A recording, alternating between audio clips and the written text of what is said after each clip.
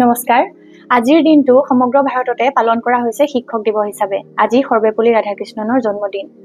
সৰ্বেপল্লী ৰাধাকৃষ্ণন হ'ল ভাৰতৰ প্ৰথমজন উপৰাষ্ট্ৰপতি তথা ভাৰতৰ দ্বিতীয়জন ৰাষ্ট্ৰপতি। আপোনালোকে বাৰু জানেনে আজিৰ দিনটো কিয় শিক্ষক দিৱস হিচাপে পালন কৰিবলৈ নিৰ্বাচন কৰা হ'ল? এবাৰ সৰ্বেপল্লী ৰাধাকৃষ্ণনৰ জন্মদিনৰ দিনা তেখেতৰ কিছু পুৰণি ছাত্ৰ ছাত্ৰী আহি তেখেতক জন্মদিনৰ শুভেচ্ছা জ্ঞাপন কৰিছিল। তেতিয়া তেখেতে কৈছিল যে আজিৰ দিনটো যদি তোমালোকে শিক্ষক দিৱস হিচাপে পালন কৰা মই নথৈ আনন্দিত হ'ম। আৰু তেতিয়াৰে পৰাই সমগ্ৰ ভাৰততে 5 ছেপ্টেম্বৰ তাৰিখটো শিক্ষক দিৱস হিচাপে পালন কৰি অহা হৈছে। গুৰুৰ ব্ৰহ্মা গুৰুৰ বিষ্ণু গুৰুৰ দেৱো মহেশ্বৰঃ গুৰুৰ সাক্ষাৎ পৰ ব্ৰহ্ম তস্मै শ্ৰী গুৰুৱে নমঃ। ভাৰতীয় সংস্কৃতিত গুৰুক এক অতি উচ্চ পৰ্যায়ৰ স্থান দিয়া হয়। আপোনাৰ বাৰু মনত আছেনে কোনে আপোনাক হাতত ধৰি লিখিবলৈ শিকাইছিল? কোনে শিকাইছিল এনেকে অ লিখে বা কোনে আপোনাক শিকাইছিল কেনেকে এ লিখে? কোনে আপোনাক এই শিক্ষাৰ জগতখনৰ লগত পৰিচয় কৰাই দিছিল? যদি আপোনাৰ মনত আছে তেতিয়াহ'লে আৰু যদি সেই ব্যক্তিজন আজি জীৱিত তেন্তে আজি আপুনি তেখেতলৈ এটা ফোন কৰিব পাৰে, তেখেতৰ লগত অলপ কথা পাতিব পাৰে। আপুনি নিজৰ কৃতজ্ঞতা তেখেতলৈ প্ৰকাশ কৰিব পাৰে। আমাৰ ভাৰতীয় সংস্কৃতিত গুৰুৰ যি মৰ্যাদা আছিল, গুৰুৰ যি সন্মান আছিল, সেই সন্মান সাম্প্ৰতিক কালত বাৰু ক'ৰবাত হেৰাই গৈছে নেকি? আজিৰ দিনটোত অকণমান ভাবিবচোন। আগৰ দৰে বাৰু আজিকালি ছাত্ৰ ছাত্ৰীয়ে শিক্ষকক যথোচিত সন্মান আগ নবঢ়ায় নেকি?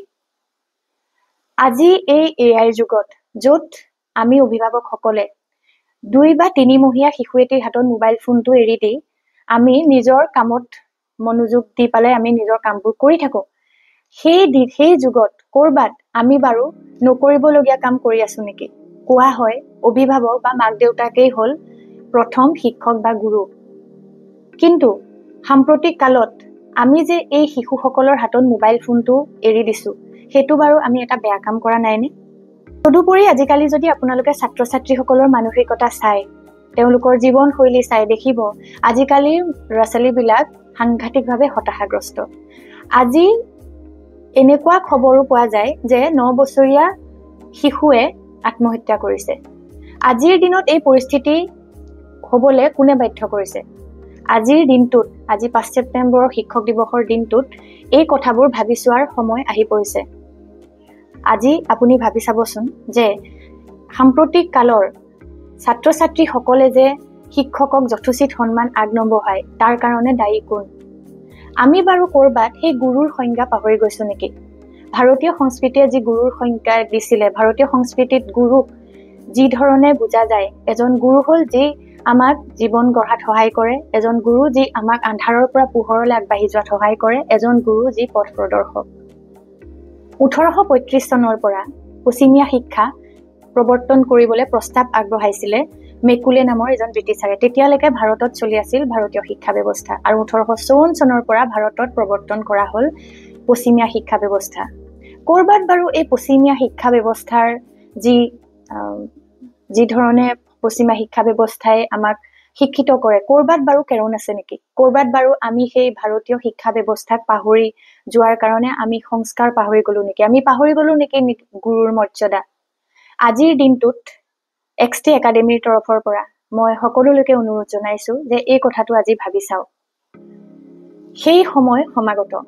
আজিৰ দিনৰ যি প্ৰতিচ্ছবি, আজিৰ দিনৰ ছাত্ৰ ছাত্ৰীৰ শিক্ষকৰ প্ৰতি যি সন্মান থাকিব লাগে সেই সন্মান যে নাইকিয়া হৈছে, সেই সন্মানক পুনৰ উদ্ধাৰ কৰাৰ ক্ষেত্ৰত আমি গঠনমূলক কিছু প্ৰচেষ্টা লোৱাৰ সময় সমাগত। মই ডক্টৰ সমাদৃতা গোস্বামী, মই এখন স্কুলৰ গেষ্ট শিক্ষক তথা মই XT একাডেমীটো বিভিন্ন প্ৰতিযোগিতামূলক পৰীক্ষাৰ প্ৰস্তুতিৰ ক্ষেত্ৰত মই ছাত্ৰ ছাত্ৰীক সহায় আগবঢ়াওঁ। লগতে এখন অনলাইন স্কুলতো মই পাঠদান কৰোঁ। সেই শিক্ষকতাৰ অভিজ্ঞতাৰে আজি মই আপোনালোকলৈ এটা কথা অনুৰোধ জনাব বিচাৰিছোঁ যে আজিৰ দিনটোত কৃতজ্ঞতাৰে স্মৰণ কৰক সেইজন গুৰুক, সেইজন শিক্ষকক যি আপোনাক আখৰৰ পৃথিৱীৰ লগত চিনাকি কৰাই দিলে। আজি আমি আজিৰ দিনটোতে এক সংকল্প লওঁ, এখন নতুন পৃথিৱী গঢ়াৰ, য'ত ছাত্ৰ আৰু শিক্ষকৰ, শিষ্য আৰু গুৰুৰ যি সম্পৰ্ক, ওম সহনা ভৱতু ওম সহনু ভুনক্তু সহ বীৰ্যম কৰৱাবহে তেজস্বিনাবধিতমস্তু মা বিদ্বেষাৱহে ওম শান্তি শান্তি শান্তি। এই যে শিক্ষক আৰু ছাত্ৰ, শিষ্য আৰু গুৰুৰ মাজৰ যি শান্তি সদায় বৰ্তি থাকিব লাগে, সেই প্ৰচেষ্টাটোত যাতে আমি গুৰুত্ব দিওঁ। আমি ভাৰতীয় সংস্কৃতি আমাক যি শিকাইছে, সেই সংস্কৃতিকো আমি একেলগতে আদৰি লৈ পশ্চিমীয়া শিক্ষাৰেও শিক্ষিত হৈ আধুনিকতাৰ এই জগতত আমি খোজ বঢ়াবলৈ নতুন প্ৰজন্মক যাতে এটা দিশ দিব পাৰোঁ, সেই সংকল্প আজি লোৱা হওক। ধন্যবাদ।